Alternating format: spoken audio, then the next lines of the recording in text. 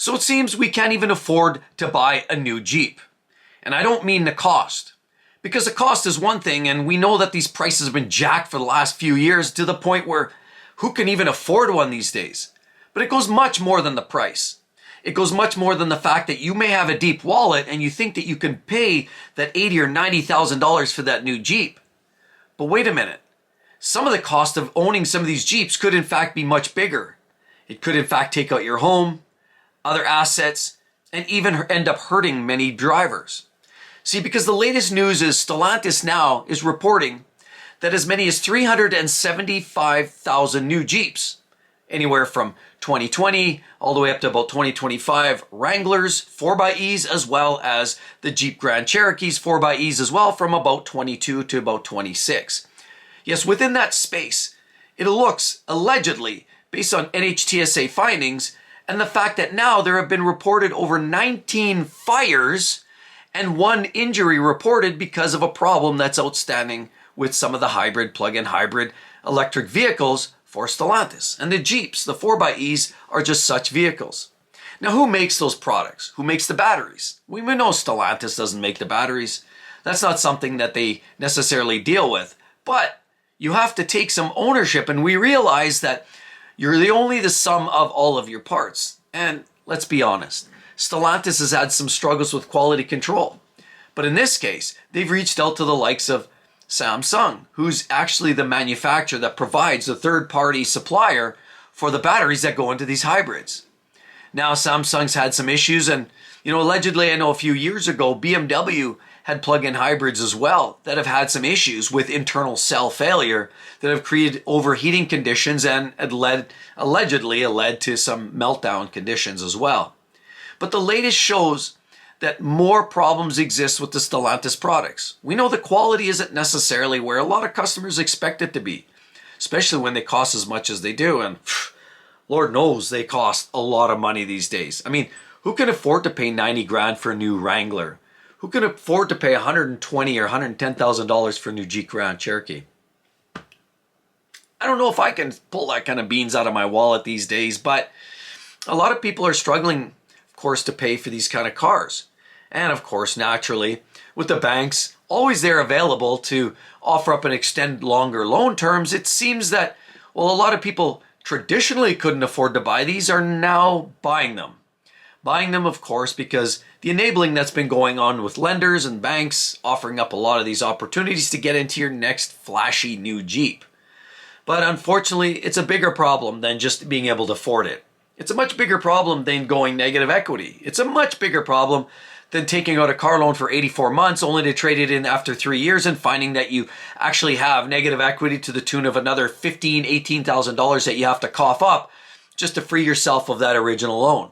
It's much bigger than the affordability crisis would lead you to believe, because from what I've seen recently, Stellantis has had their share of problems, as a lot of manufacturers have.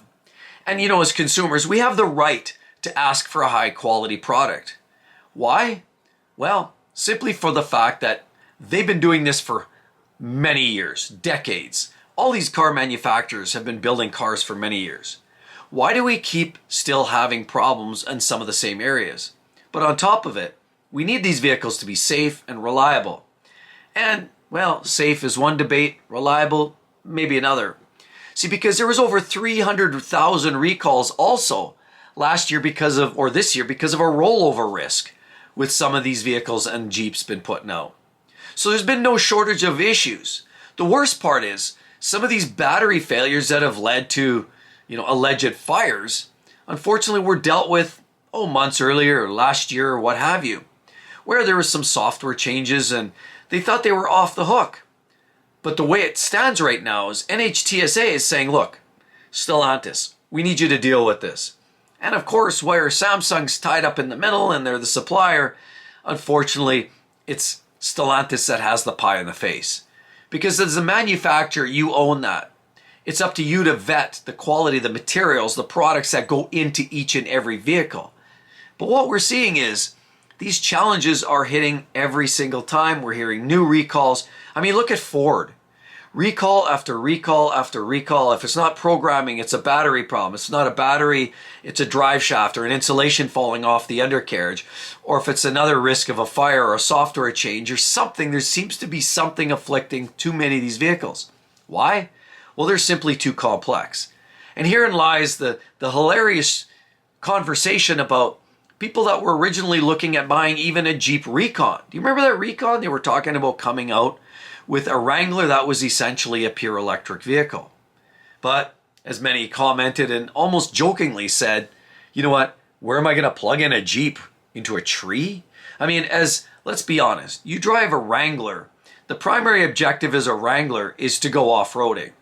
To go off-roading, humps and bumps and the deep woods and the fields and just bang around in the off-road conditions that most cars just can't go. You're able to survey remote destinations by navigating your way through the forest, through the trees, through the lakes, and get to places that most people can't get to with their little crossovers and their little cars. That's the selling feature. And then they come out with a vehicle, or allegedly, that was going to be pure electric. Not sure how that fits. We also talk about some of the challenges even with the plug-in hybrids and the 4xEs. I mean, it seemed like a great idea at the time, but we also know that Carlos Tavares, the outgoing CEO, had this vision, this absolute vision of advanced technology, greenification of a lot of these vehicles. But as we're seeing today, that's sort of backfiring. Now we've changed CEOs. He was asked to leave very gently and kindly. With new CEOs in place, they look and recognize that a lot of these electric vehicles are not what the core audience is looking for. Not only that, think about this for a second. You have a plug-in hybrid, you have this big stack of batteries under the seats or in the carriage chassis somewhere. So you take a Jeep, where? Off-roading, maybe navigate through a little pond or a creek. What do you think that's going to do for batteries when you put them underwater? See, that poses a new set of challenges. I mean, remember with the internal combustion Jeeps? You could put a little snorkel kit that sticks up at the front. Ugly as hell, but you know what? It got you through. It got you through waters and pools and ponds. But how's that going to work with 4xE? So the practical side of these Jeeps is coupled with the fact that they're twice as much money as they were about 10 years ago. Now we're dealing with newfound challenges that we never even dreamed about 10 years ago. So herein lies about 375,000 vehicles. They're subject to this nasty new recall. They even said, don't park your car near a house. Don't park it in a garage. Keep it away from structures, at least until an imminent fix is available. Because that's in fact what NHTSA, the National Highway Transportation Safety, is all saying. I mean, let's face it, that's a mouthful. But even more of a mouthful is the amount of recalls. If I were to sit here and list the number of recalls from all of these manufacturers each and every day, I got books and I got books and books and lists beyond till the cows come home to describe some of the recalls that some of these manufacturers are popping out today. Recalls are what? When NHTSA gets their hands on it, it's really about safety. It's not about reliability, because sometimes there's a crossover. Reliability, safety. Recalls really only address safety implications. Will a car burn? Will a car's wheels fall off? Will a seatbelt work in the event of an accident? Another one of these conditions are not met. Any one of those, even as simple as a backup camera not engaging, could mean that NHTSA is breathing down their necks. And this is exactly what's starting to happen over at Stellantis land. As some say it's Ford is leading the charge for recalls, but many could argue that Stellantis is right there with them, shoulder to shoulder, hip to hip, saying, hey, we're with you, we got you, buddy. But at the end of the day, let's be honest, with these extremely exorbitant prices that we're seeing with a lot of these new cars, trucks, SUVs, I can't help but ask the question, why are we still dealing with safety problems, reliability issues, depreciation enough to choke out a horse?